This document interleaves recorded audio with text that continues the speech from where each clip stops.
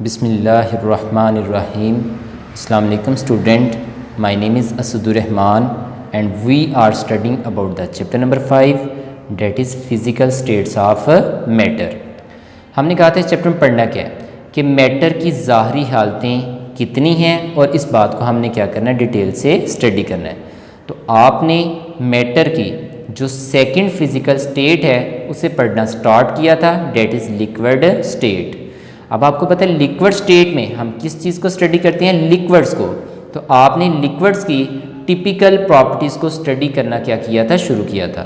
Last lecture में आपने liquids की पहली टिपिकल प्रॉपर्टीज़ को स्टडी करना शुरू किया था, डेट इज़ एवेपोरेशन। ठीक है, तो आज क्योंकि हमने इसी को फर्दर स्टडी करना है तो थोड़ा सा हम पीछे से क्या कर रहे हैं, रिवाइज करें। अब सबसे पहले कि व्हाट इज़ एवेपोरेशन। एवेपोरेशन क्या होती है? आपने कहा था एवेपोरेशन क्या होती है कि वो अमल जिसमें आपका जो लिक्विड है वो किस में कन्वर्ट हो जाता है, गैस फेज में। तो उस प्रोसेस को नाम क्या देते हैं, एवेपोरेशन। तो आपने डिफाइन की थी कि द प्रोसेस वो अमल of changing of a liquid into gas phase, वो अमल जिसमें आपका जो लिक्विड है वो गैस फेज में क्या होता है, तब्दील हो जाता है। उस प्रोसेस को नाम क्या देते हैं, एवेपोरेशन। ठीक है, तो ये डेफिनेशन आपने देखी थी। चलिए नेक्स्ट चलते हैं। फिर आपने देखा था कि ये एवेपोरेशन कैसे होती है, ये एवेपोरेशन का जो प्रोसेस होता है ये कैसे होता है। तो हाउ डज एवेपोरेशन अकर, आपकी जो एवेपोरेशन होती है तो ये कैसे होती है। ठीक है, तो अब आपने देखा था कि लिक्विड को लें तो उसके अंदर जितने भी मालिक्यूल हैं वो क्या होते हैं, कंटिन्यूस स्टेट ऑफ मोशन में होते हैं। वो हमेशा क्या करते हैं, हरकत करते हैं। और किस किस्म की हरकत शो करते हैं, random motion. Irregular motion show करते हैं, रैंडम मोशन क्या करते हैं, शो करते हैं। अब लिक्विड के मालिक्यूल जो हैं वो रैंडम मोशन क्यों शो करते हैं, क्योंकि लिक्विड मालिक्यूल्स के दरमियान क्या होती है, एम्प्टी स्पेस मौजूद होती है। और दूसरी बात है, एम्प्टी स्पेस के अलावा उसके पास क्या आती है, काइनेटिक एनर्जी। तो उनके पास काइनेटिक एनर्जी होने की वजह से और एम्प्टी स्पेस होने की वजह से आपके लिक्विड के मालिक्यूल्स हमेशा किस में रहते हैं, हरकत में रहते हैं। यहाँ तक बात समझ आ गई। चलिए नेक्स्ट चलते हैं।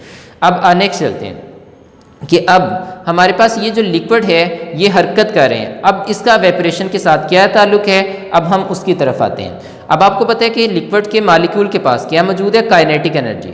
अगर हम देखें तो तमाम मालिक्यूल की जो काइनेटिक एनर्जी होती है वो एक जैसी नहीं होती। किसी की काइनेटिक एनर्जी ज़्यादा होती है और किसी की काइनेटिक एनर्जी क्या होती है, कम होती है। और किसी की काइनेटिक एनर्जी क्या होती है, एवरेज होती है। ठीक है, तो आपने देखा था कि ज़्यादातर मालिक्यूल की काइनेटिक एनर्जी एवरेज होती है और चंद मालिक्यूल जो हैं उनकी काइनेटिक एनर्जी एवरेज से कम होगी या क्या होगी, ज़्यादा होगी। तो अब आपने सपोज करते हैं, लास्ट में एक एग्जांपल ली थी कि हमारे पास एक बीकर है, हमने बीकर के अंदर लिक्विड लिया, वो क्या हमारे पास है, वाटर। जब आपने यहाँ पर वाटर रखा है तो यहाँ पर वाटर का एक मालिक्यूल नहीं, एक से ज़्यादा है। ठीक है, अब इसके पास जो एनर्जी आएगी कहाँ से आएगी, अपनी सराउंडिंग से। और इसके पास जो एनर्जी होगी वो किस फॉर्म में होगी, काइनेटिक एनर्जी। सपोज करते हैं स्टार्ट पे तमाम मालिक्यूल की जो काइनेटिक एनर्जी है वो क्या हमारे पास एवरेज है, ना ज़्यादा है ना कम है। अब आपको पता है जब ये रैंडमली मूव करेंगे तो रैंडम मोशन के दौरान अगर एक मालिक्यूल इधर से आ रहा है और एक मालिक्यूल क्या कर रहा है, इधर से आ रहा है, तो ये दोनों आपस में क्या करेंगे, टकराएंगे। जब टकराएंगे तो ये अपनी एनर्जी का क्या करेंगे, एक्सचेंज करेंगे। एक अपनी एनर्जी को दे देगा, जो दे देगा उसकी एनर्जी कम हो जाएगी, जो गेन कर लेगा उसकी एनर्जी क्या हो जाएगी, हमारे पास से ज़्यादा होगी। ठीक है, तो कोलिजन के दौरान वो अपनी एनर्जी का एक्सचेंज करते हैं, जिसके नतीजे में एक मालिक्यूल की काइनेटिक एनर्जी ज़्यादा हो जाती है और दूसरे की क्या हो जाती है, कम हो जाती है। ठीक है, तो फिर आप देखेंगे कि कोलिजन के दौरान चंद मालिक्यूल की काइनेटिक एनर्जी कम हो रही है और चंद मालिक्यूल की काइनेटिक एनर्जी क्या हो रही है, ज़्यादा हो रही है। लेकिन आपके ज़्यादातर मालिक्यूल की जो काइनेटिक एनर्जी होगी वो क्या होगी, एवरेज होगी। अब जिन मालिक्यूल की काइनेटिक एनर्जी क्या होगी, ज़्यादा होगी, वो कहाँ पर मौजूद होंगे, सरफेस के ऊपर। जब वो सरफेस के ऊपर आएंगे, अगर उनके दरमियान उनके पास इतनी एनर्जी है कि वो अपने दरमियान जो इंटर मालिक्यूलर फोर्स हैं वो इसे क्या कर सकें, तोड़ सकें, तो वो तोड़ने पर किस में कन्वर्ट हो जाएंगे, गैस में। क्योंकि टूटने पर उनमें फोर्स ऑफ अट्रैक्शन वीक होगी तो आपका जो लिक्विड है वो किस में कन्वर्ट हो जाएगा, गैस में। तो अब आपने देखा कि जिन मालिक्यूल की काइनेटिक एनर्जी हाई होती है वो हाई काइनेटिक एनर्जी मालिक्यूल अपने दरमियान इंटर मालिक्यूलर फोर्स को तोड़ते हैं और तोड़ने के बाद वो लिक्विड से किस में कन्वर्ट हो जाते हैं, गैस में। तो इस प्रोसेस को नाम क्या देते हैं, एवेपोरेशन। ठीक है, तो ये आपने लास्ट लेक्चर में ये बातें सुनी थी। ठीक है, अब आते हैं नेक्स्ट। आज हमने इसी की मदद से आगे वाला टॉपिक को क्या करना है, स्टडी करना है, इसलिए हमने थोड़ा सा पीछे से क्या किया था, रिवाइज किया था। अब आज हमारे पास नेक्स्ट टॉपिक है, ठीक है, कि evaporation is a continuous process. अगर हम एवेपोरेशन को लें तो ये क्या होता है, कंटिन्यूस प्रोसेस है, लगातार होने वाला अमल है। ठीक है, तो अब कंटिन्यूस प्रोसेस में हम किस चीज़ के लिहाज से स्टडी करेंगे, यहाँ पर टेम्परेचर के लिहाज से क्या करेंगे, स्टडी करेंगे।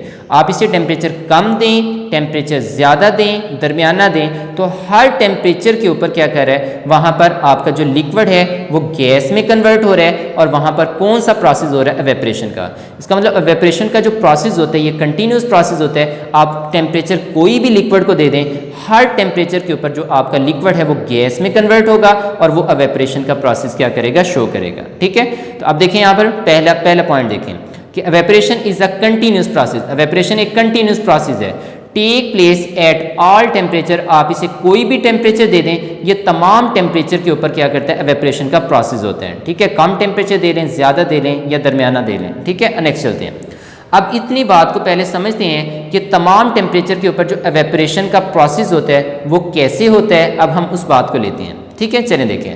आप घर में क्या करते हैं, बर्तन लेते हैं। सपोज करते हैं आप कितने बर्तन ले लेते हैं, 3। ठीक है, अब तीनों को एक जैसा क्या करते हैं, पानी से क्या करते हैं, फिल करते हैं।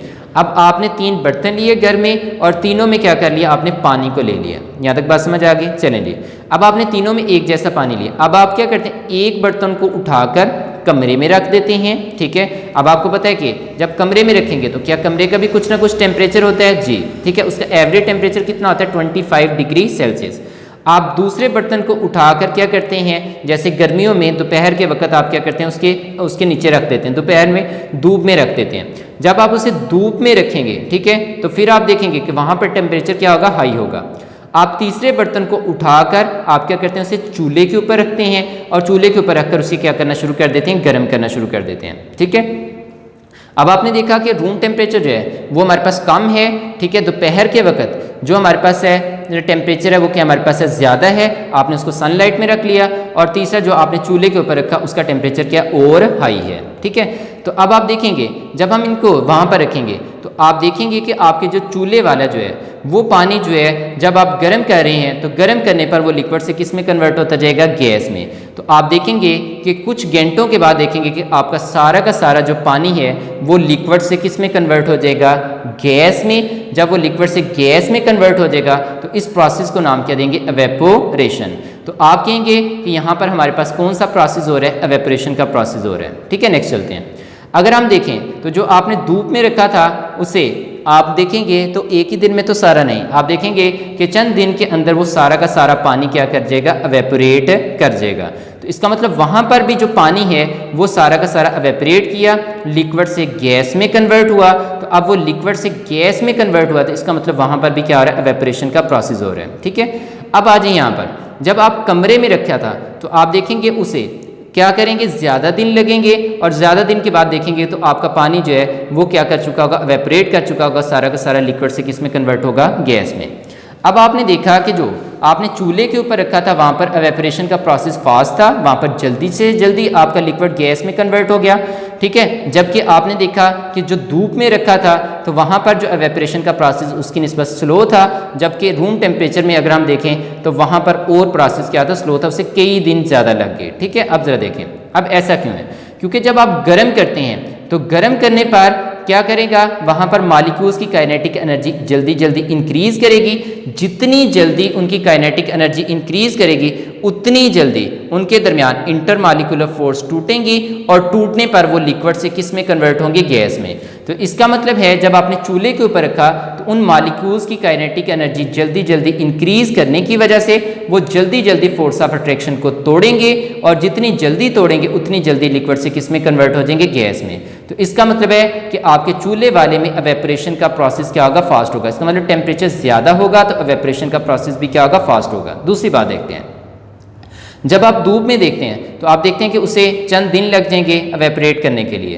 तो आप देखेंगे उस सारे पानी को एवेपोरेट करने के लिए चंद दिन लगे। ऐसा क्यों है, क्योंकि धूप में जो हीट थी वो चूल्हे वाले की निस्बत क्या थी, कम थी। तो मॉलिक्यूल की काइनेटिक उसकी निस्बत क्या रही, कम रही। तो कम रहने की वजह से फिर वो उन्होंने आस्ता आस्ता इंटरमॉलिक्यूलर फोर्स को तोड़ा। जिन मॉलिक्यूल की काइनेटिक एनर्जी ज़्यादा हुई उन्होंने इसको तोड़ा, और तोड़ने के बाद वो लिक्विड से किस में कन्वर्ट हुए, गैस में। तो तो इसका मतलब है कि आपके जो धूप है, ठीक है, उसमें जो एवेपोरेशन का प्रोसेस तो हो रहा है, लेकिन वो चूल्हे वालों की निस्बत कम होगा क्योंकि उनकी काइनेटिक एनर्जी जो है वो उतनी रफ्तार से इंक्रीज नहीं कर रही थी। इसमें जिन मालिक्यूल्स की काइनेटिक एनर्जी ज़्यादा होगी सिर्फ वही क्या करेंगे, एवेपोरेट करेंगे। इसका मतलब यहाँ पर प्रोसेस क्या हो गया, स्लो हो गया। इसका मतलब टेम्परेचर कम हो गया तो एवेपोरेशन का प्रोसेस भी क्या हो जाता है, स्लो हो जाता है।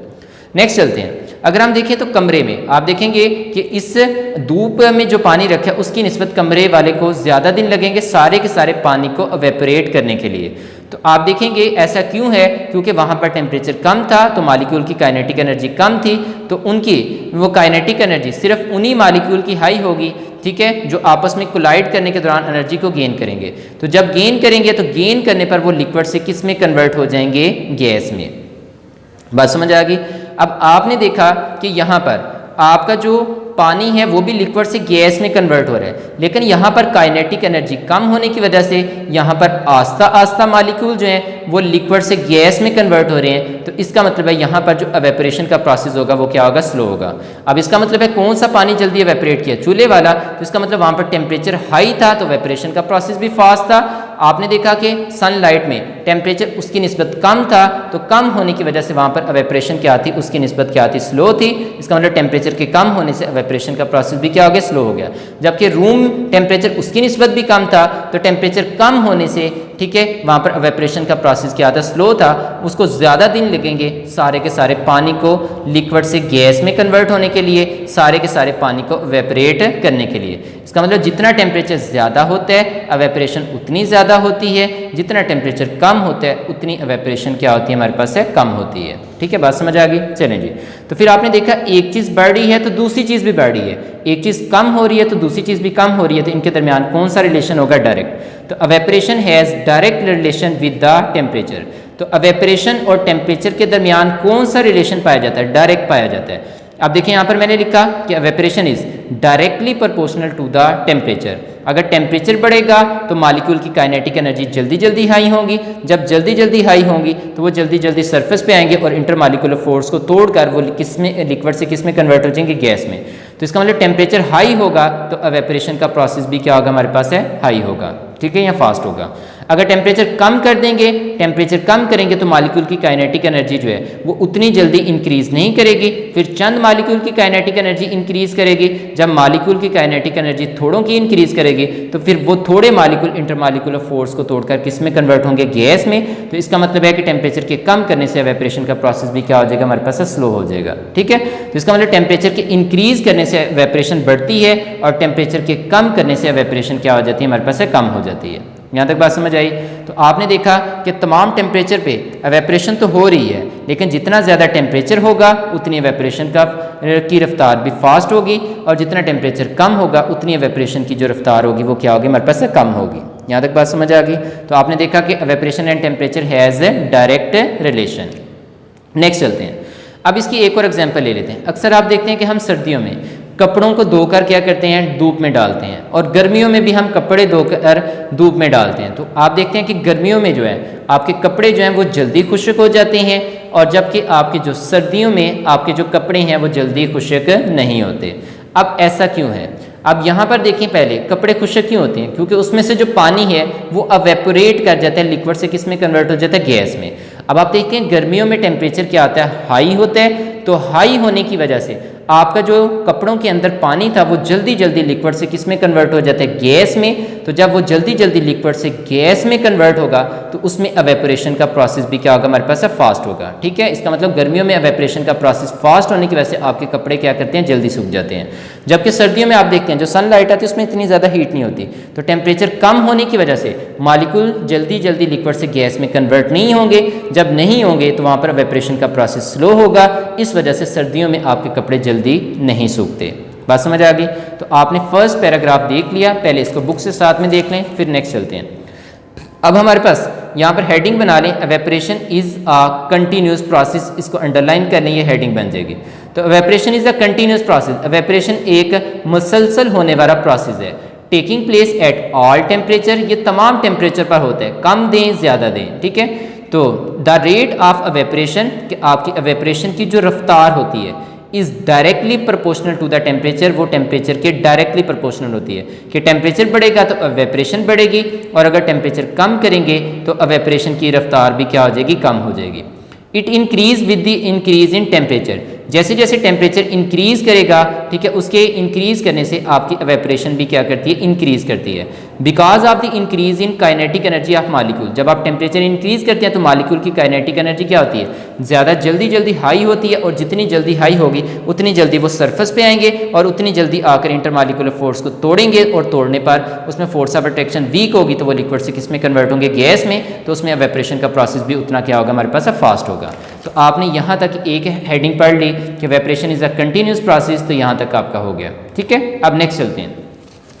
आज हम फिर अब ये बोर्ड का शॉर्ट क्वेश्चन है जो कई दफ़ा आ चुका है कि अगर हम एवेपोरेशन को लें तो evaporation is a cooling process. तो बोर्ड में कैसे शॉर्ट क्वेश्चन आ चुका है कि evaporation is a cooling process, justify it. अगर जस्टिफाई नहीं कहता तो कहता है एक्सप्लेन इट, या इस तरीके से भी पूछ सकता है कि how evaporation is a cooling process, आपका जो एवेपोरेशन है वो कूलिंग प्रोसेस है तो कैसे है, आपने इस बात को क्या करना है, एक्सप्लेन करना है। तो ये बोर्ड का क्या हमारे पास है, शॉर्ट क्वेश्चन है जो कई दफ़ा आ चुका है, ठीक है। तो चलिए स्टार्ट करते हैं। अब आपने देखा था अभी ये पीछे जो डायग्राम देखी थी, ठीक है, यहाँ से इसकी मदद लेते हैं। आपने देखा था कि ज़्यादातर मॉलिक्यूल की जो काइनेटिक एनर्जी होती है वो क्या होती है, एवरेज होती है। जब वो आपस में कोलाइड करते हैं तो उनके दरमियान एनर्जी का तबादला होता है, तो जो एनर्जी को गेन करता है उसकी एनर्जी हाई, और जो लूज़ करता है उसकी काइनेटिक एनर्जी क्या होगी, लो होगी। और जिन मॉलिक्यूल्स की काइनेटिक एनर्जी क्या होगी, हाई होगी, वो सरफेस पे आएंगे, और अगर उनकी इतनी हाई होगी है कि वो इस इंटरमॉलिक्यूलर फोर्स को तोड़ सकें तो वो तोड़ेंगे, और तोड़ने के बाद उनमें फोर्स ऑफ अट्रैक्शन वीक होने पर वो लिक्विड से किस में कन्वर्ट होंगे, गैस में। तो वो प्रोसेस जिसमें आपका लिक्विड गैस में कन्वर्ट होता है उस प्रोसेस को नाम क्या देते हैं, एवेपोरेशन। बात समझ आई। तो इसका मतलब कौन से मॉलिक्यूल जो हैं वो एवेपोरेट कर रहे हैं, ठीक है, जिन मॉलिक्यूल की काइनेटिक एनर्जी क्या हमारे पास है, हाई है, ठीक है। यहाँ तक बात समझ आ गई। अब हम ये देखने लगे हैं कि एवेपोरेशन कूलिंग प्रोसेस कैसे है। देखें, जब आपके हाई काइनेटिक एनर्जी जो मॉलिक्यूल है अब सरफेस पे आकर यहाँ से एवेपोरेट कर जाएंगे, लिक्विड से किस में कन्वर्ट हो जाएंगे, गैस में, वो तो एस्केप कर गए। तो पीछे कौन से मॉलिक्यूल रह जाएंगे, जिनकी काइनेटिक एनर्जी यहाँ तो एवरेज होगी या जिनकी काइनेटिक एनर्जी क्या होगी, हमारे पास कम होगी। अब वो मॉलिक्यूल जिनकी काइनेटिक एनर्जी कम है, ठीक है, वो यहाँ पर इसके अंदर मौजूद है। अब उनकी एनर्जी कम है तो वो क्या करेंगे, अपने सराउंडिंग से हीट को क्या करेंगे, ऑब्जर्व करेंगे। और जब वो हीट को या एनर्जी को ऑब्जर्व करेंगे तो एनर्जी जो है जब इर्द गिर्द से ये जज़ब करेंगे तो इर्द गिर्द की एनर्जी क्या हो जाएगी, कम हो जाएगी। जब इर्द गिर्द की एनर्जी कम हो जाएगी तो उसकी वजह से आपके जो इर्द गिर्द का टेम्परेचर कम होने की वजह से आपको इर्द गिर्द क्या महसूस होगी, ठंडक महसूस होगी। तो इस प्रोसेस को नाम क्या देते हैं, कूलिंग इफेक्ट। बात समझ आ गई कि एवेपोरेशन के दौरान आपके हाई काइनेटिक एनर्जी मॉलिक्यूल क्या कर जाते हैं, एस्केप कर जाते हैं। तो पीछे कौन से रह जाते हैं, एवरेज वाले और लो वाले। तो जिनकी काइनेटिक एनर्जी लो है फिर वो अपनी उस एनर्जी की कमी को पूरा करने के लिए अपने इर्द गिर्द के मॉलिक्यूल से एनर्जी को क्या करेंगे, जज़ब करेंगे। जब इर्द गिर्द से जज़ब करेंगे तो इर्द गिर्द के मॉलिक्यूल की काइनेटिक एनर्जी भी क्या हो जाएगी, कम हो जाएगी। अब जब कम होगी तो उसकी वजह से ओवरऑल टेम्परेचर कम होगा और आपको कौन सा इफेक्ट महसूस होगा, कूलिंग इफेक्ट महसूस होगा। बात समझ आ गई। तो चलें देखिए, यहाँ पर एग्जाम्पल बाद में लेते हैं। देखिए, all molecules of liquid do not have same kinetic energy. अगर हम लिक्विड के मॉलिक्यूल्स को लें तो तमाम की काइनेटिक एनर्जी एक जैसी नहीं होती, किसी की ज़्यादा होती है, ठीक है, और किसी की क्या होती है, कम होती है, और किसी की क्या होती है, हमारे पास एवरेज होती है, ठीक है। तो ये हमारे पास हो गया। अब उनके पास काइनेटिक एनर्जी होने की वजह से वो क्या करते हैं, रैंडमली मूव करते हैं, ठीक है। तो जब वो रैंडमली मूव करते हैं तो जब कोलिजन करते हैं तो कोलिजन के दौरान जब वो एनर्जी का तबादला करेंगे, एक्सचेंज करेंगे, तो एक मॉलिक्यूल की काइनेटिक एनर्जी ज़्यादा हो जाएगी और दूसरे की क्या हो जाएगी, हमारे पास कम हो जाएगी। अब इसमें जिसकी ज़्यादा है तो कहता है कि हाई काइनेटिक एनर्जी मॉलिक्यूल, वो मॉलिक्यूल जिनकी काइनेटिक एनर्जी ज़्यादा होगी वो सरफेस के ऊपर आएंगे, और सरफेस पे आने पर वो इंटरमॉलिक्यूलर फोर्स को क्या करेंगे, तोड़ेंगे, और तोड़ने पर वो फ़ौरन लिक्विड से किस में कन्वर्ट हो जाएंगे, गैस में। तो वो इंटरमॉलिक्यूलर फोर्स को तोड़कर वेपर फॉर्म में कन्वर्ट होंगे, गैसेस फॉर्म में। तो वो प्रोसेस जिसमें आपका लिक्विड गैस में कन्वर्ट होता है उस प्रोसेस को नाम क्या देते हैं, एवेपोरेशन। यहाँ पर एवेपोरेशन होगी। अब आपने देखा कि आपके कौन से मॉलिक्यूल यहाँ से एस्केप करके, हाई काइनेटिक एनर्जी मॉलिक्यूल। तो पीछे कौन से रह गए, लो वाले या एवरेज वाले। तो the temperature of the remaining molecule decrease. अब जो पीछे मॉलिक्यूल हैं उनका टेम्परेचर क्या है, डिक्रीज कर गया। तो वो क्या करेंगे, अब ये जिनकी काइनेटिक एनर्जी कम है ये अपनी एनर्जी को क्या करेंगे, पूरा करने के लिए, उस एनर्जी की कमी को पूरा करने के लिए अपने इर्द गिर्द के मालिक्यूल से एनर्जी को क्या करेंगे, अब्जॉर्ब करेंगे। तो वो absorb energy from the surrounding अपने इर्द गिर्द से क्या करेंगे, अब्जॉर्ब करेंगे। ठीक है, जब वो इर्द गिर्द से एनर्जी को अब्जॉर्ब करेंगे तो इर्द गिर्द का टेम्परेचर क्या हो जाएगा, कम हो जाएगा। तो इर्द गिर्द का टेम्परेचर क्या करेगा, डिक्रीज करेगा। ठीक है, जब इर्द गिर्द का टेम्परेचर डिक्रीज कर जाएगा तो वहां पर ओवरऑल टेम्परेचर कम होने की वजह से आपको कौन सा इफेक्ट महसूस होगा, कूलिंग इफेक्ट क्या होगा हमारे पास है, महसूस होगा। यहाँ तक बात समझ आ गई। तो फिर हमने देखा कि एवेपोरेशन क्या हमारे पास है, कूलिंग प्रोसेस कैसे है। चलिए अब इसे एग्जाम्पल की मदद से समझते हैं। ठीक है, पहली एग्जाम्पल देखिए। सपोज करते हैं ये मैं हथेली पे क्या करता हूँ, अल्कोहल यानी शराब को लेता हूँ। ठीक है, उसके चंद ड्रॉप जो है हथेली के ऊपर रखते हैं। तो अब आपको पता है कि हमारी बॉडी का भी क्या हमारे पास है, टेम्परेचर है। और ठीक है, नॉर्मल ह्यूमन का कितना है हमारे पास है, 37 डिग्री सेल्सियस। अब क्या होता है, जब हमने इसके ऊपर अल्कोहल रखी तो हमारी बॉडी से जो हीट है वो इसको मिली, इसने उसको क्या किया, अब्जॉर्ब किया। अब्जॉर्ब करने के बाद मॉलिक्यूल के दरमियान इंटर मॉलिक्यूलर फोर्स टूटी और टूटने पर आपका जो अल्कोहल के मॉलिक्यूल थे वो लिक्विड से किस में कन्वर्ट हो गए, गैस में।